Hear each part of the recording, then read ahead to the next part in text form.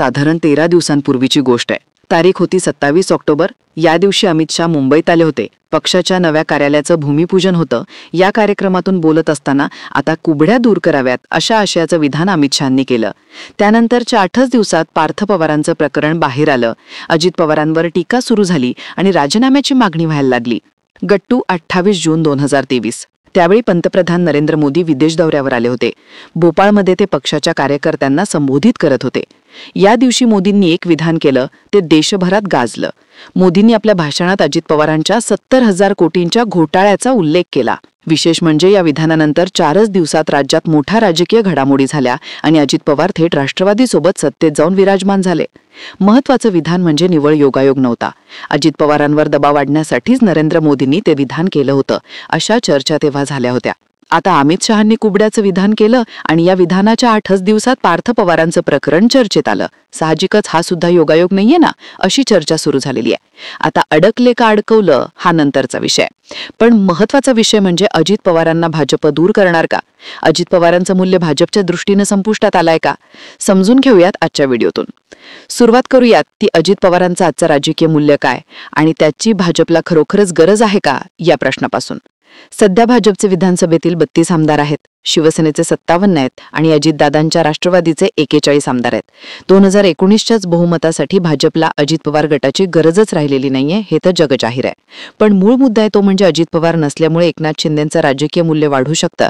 ही शंका तर 132 आकड्यावर एकनाथ शिंदे यांचं मुख्यमंत्रीपद असावं इतकं राजकीय मूल्य वाढू शकत नाही.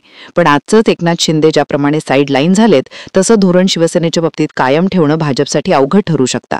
अर्थात या समीकरणात ठाकरेंसोबत संबंध सुधारण्याचं राजकारण सुद्धा भाजपकडून करण्यात येत असल्याचं बोललं जातं. ठाकरेंकडे सुद्धा 50 आमदारांचं बळ आहे. त्यामुळे शिंदेंची पॉवर बॅलन्स करण्यासाठी मागच्या टर्ममध्ये ज्याप्रमाणे अजित पवारांची गरज भाजपला भासली तशीच गरज यावेळी असल्याचं दिसून येत आहे. अजित पवारांना दूर केलं म्हणून भाजपच्या हातून सत्ता जात नाहीच. या उलट अजित पवारांना यामुळे सत्तेतल्या मंत्रिमंडळातल्या महत्त्वाच्या जागा अडवून राहिलेल्या आहेत. तिथे भाजपच्या नेत्यांची वर्णी लागते. त्यामुळे भाजपची सत्तेची ताकद अजून वाढताना दिसू शकते. केंद्राच्या संख्याबळाचा विचार करायचा तर इथं अजित पवारांचे फक्त एकच खासदार आहेत. एका खासदाराने भाजपच्या केंद्रीय सत्तेला मोदींच्या सत्तेला विशेष असा फरक पडत नाही. आता हे झालं निवडून आलेल्या नेत्यांचं गणित. पण महत्त्वाचा मुद्दा आहे तो निवडून येण्याची क्षमता असणाऱ्या उमेदवारांच्या गणिताचा. या संख्याबळाचा आधार घेऊन अजित पवारांच्या राष्ट्रवादीच्या वोट बँकेचा गणित लक्षात घेऊनच अजितदादाला दूर करायचंय की नाही हे भाजपला ठरवावं लागणार आहे. अजित पवारांच्या मार्फत भाजपला होणारा फायदा म्हणजे दलित मुस्लिम अशी बँक जी थेटपणे काँग्रेस किंवा ठाकरे पवार यांच्याकडे जाते ती काही प्रमाणात महायुतीकडे शिफ्ट करता येते. पण जातीय अजेंड्यावरती अजितदादांचा ट्रॅक होणं ही वोट बँक दूर होताना दिसते. खरं तर राष्ट्रवादी अखंड होती तेव्हा प्रामुख्याने पश्चिम महाराष्ट्रातला मराठा शेती आणि ऊस उत्पादक शेतकरी यासोबतच सत्तेचं राजकारण करणारा मुस्लिम मराठा ओबीसी वर्ग राष्ट्रवादीनं जोडून घेतला होता. जयंत पाटलांचे आंदोलन आणि अजित पवारांची निष्क्रिय भूमिका यामुळे पूर्वापर असलेला मराठा समाज देखील अजितदादांसोबत दुरावल्याचं दिसतं. भुजबळांच्या आणि धनंजय मुंडे यांच्यामुळे अजित पवारांसोबत ओबीसी प्रवर्ग येऊ शकतो. पण हे दोन्ही नेते आज अजितदादांचे नाहीयेत ही वस्तुस्थिती आहे. या दोन्ही नेत्यांना अजित पवारांना वगळून भाजप स्वतंत्रपणे जोडून घेत अजितदादांच्या राष्ट्रवादीच्या व ओबीसी शेअरवरती आपला हक्क सांगू शकतं आणि ते हिंसक होऊ शकतं. आता राहतो प्रश्न तो दलित मतांचा. इथं सुद्धा महारवतनाच्या जमिनीचा विषय चर्चेत आल्याने अजितदादांच्या दलित मतांवर वार झालेला आहे. हे सुद्धा आपल्याला समजून घ्यावं लागतं. आता राष्ट्रवादीचं बळ होतं ते निवडून येणाऱ्या नेत्यांची मोळी बांधणं. या फॅक्टरवरतीच अजित पवार वरचढ ठरल्याचं सांगण्यात येतं. जसं की सुनील तटकरे, हसन मुश्रीफ, दिलीप वळसे पाटील, धनंजय मुंडे, छगन भुजबळ हे नेते निवडून येतातच आणि ही हमखास निवडून येणाऱ्या नेत्यांची फळी अजितदादांच्या हातात लागली. पण महत्त्वाचा मुद्दा यातल्या अनेक नेत्यांच्या मागे चौकशीचा फेरा आहे. सत्तेचं राजकारण आहे. एकतर जोडून घेण्याचं किंवा त्यांच्या विरोधात विरोधक उभा करण्याचं काम भाजपने यापूर्वीपासूनच चालू केलेलं आहे. राहतो प्रश्न तो इतर छोट्या नेत्यांचा. तर नुकतंच झालेलं सोलापुरातलं ऑपरेशन लोटस यामध्ये महत्त्वाचं ठरतं. राजन पाटील यांच्यासारखे लोक थेट भाजपमध्ये घेऊन भाजपनं अजितदादांच्या दुसऱ्या तिसऱ्या फळीला सुद्धा यापूर्वीच हात घातलेला आहे. थोडक्यात सध्याच्या संख्याबळात अजित पवारांचं राजकीय मूल्य महत्त्वाचं ठरत नाही. निवडून येण्याची क्षमता आणि वोट बँकेचं राजकारण इथं सुद्धा अजित पवार प्रचंड अडचण निर्माण करतील असं दिसत नाही. मग राहता मुद्दा तो नव्या टीमच्या पाठीवर असलेल्या अजितदादांच्या ताकदीचा. आता दुसऱ्या मुद्द्यात अजित पवारांची भाजप शिवसेनेला डॅमेज करण्याची पॉवर किती आहे ते तपासून पाहूयात. अजित पवारांनी जर भाजपची साथ सोडली तर भाजपची महत्वाची अडचण होते, ती म्हणजे अजित पवार दुसऱ्या क्षणी शरद पवारांसोबत जोडून घेतात. एकनाथ शिंदेंना ज्याप्रमाणे माघारी फिरता येत नाही तशी अवस्था अजितदादांची नाहीये. पण इथंच पवारांचा नरसिंह सेट झाल्याचं दिसतं. संघ आणि भाजप आणि शरद पवारांवर टीका करताना त्यांची इमेज भ्रष्ट आणि जातीय राजकारण करणारे नेते अशी होईल याकडे शिताफीनं लक्ष दिलंय. अजित पवार आणि एकूणच पवार कुटुंब यांच्या बाबतीतली इमेज देखील भ्रष्ट म्हणून होईल याच पातळीवर आजवर भाजपनं राजकारण केलं.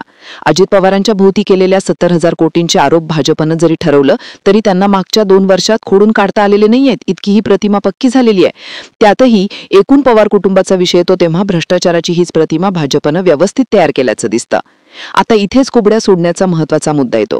वैचारिक मतभेद म्हणून अथवा सत्तेमध्ये पुरेसा वाटा नाही म्हणून अजित पवार बाहेर पडले असते तर शरद पवारांना अजितदादांच्या सोबत जाणं अधिक सोपं गेलं असतं. आज मात्र अजित पवार माघारी फिरले तर पवार हे भ्रष्टाचारात एक होतात हे नजरेतून मोठं होऊ शकतं.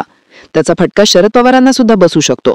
म्हणूनच पार्थ पवार आणि जमीन घोटाळा या मुद्द्यावरून अजितदादांना दूर करणं महत्वाचं ठरतं, कारण नव्या पिढीच्या पातळीवर पवार हा ब्रँड अँबॅसेडर होताना दिसू शकतो.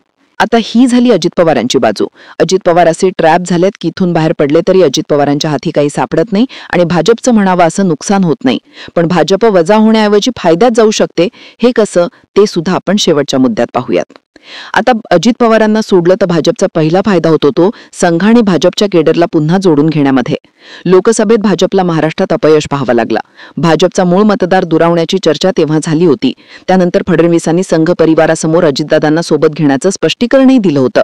पार्थ पवारांच्या प्रकरणानंतर मात्र या केडरमधून भाजप विशेषतः फडणवीसांच्या बाबत मोठ्या प्रमाणात असंतोष व्यक्त केला जाऊ लागलाय.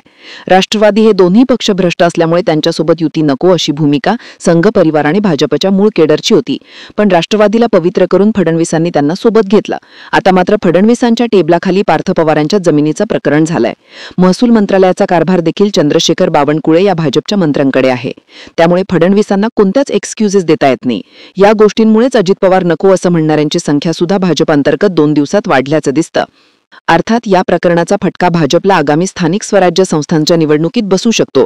या निवडणुकीपासून सुद्धा संघ परिवार आणि भाजपचं मूळ खेडर दूर राहू शकतं. तरी सुद्धा अजित पवार भाजपसोबत कायम राहिले तर पुढची विधानसभा आणि लोकसभा या गोष्टीचा फटका भाजपला बसल्याशिवाय राहणारच नाही. पण आता मात्र भाजपला आपल्या प्रतिमा निर्मितीसाठी पार्थ पवारांचा प्रकरणाचा सगळ्यात पूरक मुद्दा मिळालाय. या प्रकरणाचा आधार घेऊन भाजपमध्ये अशा गोष्टी चालत नाहीत हा संदेश भाजपला पोहोचवता येऊ शकतो. अर्थात भाजपच्या मूळ केडरसाठी आणि संघ परिवारासाठी ही गोष्ट महत्वाची ठरताना दिसू शकते. वेळ आणि गरज संपल्यानंतरच भाजप मित्र पक्षांना सोडून देतं हे नक्की होऊ द्यायचं नसेल, अजितदादांच्या बाबतीत सहानुभूतीचा फॅक्टर तयार होऊ द्यायचा नसेल तर हीच ती वेळ असं म्हणायला स्कोप राहतो. थोडक्यात आज अजित पवार अशा भूमिकेत आहेत की भाजपनं साथ सोडली तर ना धड इकडे जाऊ शकतात ना तिकडे. तर भाजपनं आता साथ सोडली तर भाजपवर कमीत कमी आरोप होऊन प्रतिमा निर्मितीचं मात्र काम होईल आणि या घडीला त्यामुळेच अजित पवार दूर होतील असं म्हणायला स्कोप मिळतो. अर्थात या गणितामध्ये एकच अडचण राहते, ती म्हणजे देवेंद्र फडणवीसांचा अजित पवारांना जोडून घेण्याचा हट्ट.